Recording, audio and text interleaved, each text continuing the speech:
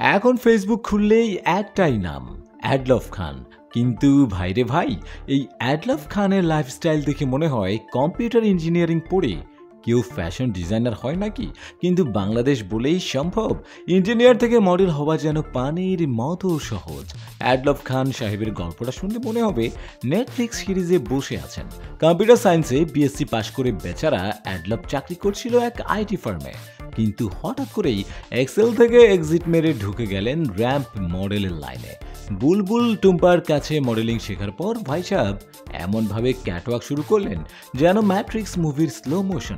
তারপর অ্যাডলফ খান র্যাম্পে এমন স্টেপ দিলেন যে ক্যামেরাম্যানরাও কনফিউজড, এটা ফ্যাশন শো চলছে না ফিটনেস ক্লাস। একটা একটা করে ফ্যাশন শো, ক্যাটওয়াক, অ্যাডে নিজেকে জাহির করতে করতে তিনি হয়ে গেলেন বাংলাদেশের ফ্যাশন কোরিওগ্রাফার কিং অ্যাডলফ খান।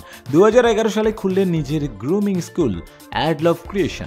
ভাই সাহেবের ক্রিয়েশন দেখে মাঝে মধ্যে মনে হয় এটা গ্রুমিং হচ্ছে না গ্রুমিং এর নামে জুমিং। আর লঞ্চ করলেন নিজের ব্র্যান্ড অটোগ্রাফ। একটা কথা কি জানেন, অ্যাডলফ খানের অটোগ্রাফ নিতে গেলে মানুষ আগে গুগল করে দেখে এই অ্যাডলফ কোন অ্যাডলফ। 2025 সালে ইনস্টাগ্রামে একটা ছবি পোস্ট করে লিখলেন দেশের সবচেয়ে সুদর্শন পুরুষ হিসেবে পুরস্কৃত।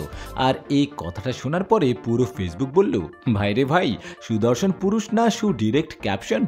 পরে আবার ফেসবুকে লাইভে এসে বললেন আসলে পুরস্কারটা ছিল বেস্ট স্টাইলিশ ফ্যাশন ডিরেক্টর। আরে ভাই, পুরস্কারের নাম ঠিক থাকলেও ক্যাপশনে এমন ফটোশপ মারলেন যে মিডিয়ারাও কনফিউজড। এটাই ছিল অ্যাডলফ খানের গ্ল্যামারাস ইঞ্জিনিয়ারিং জার্নি।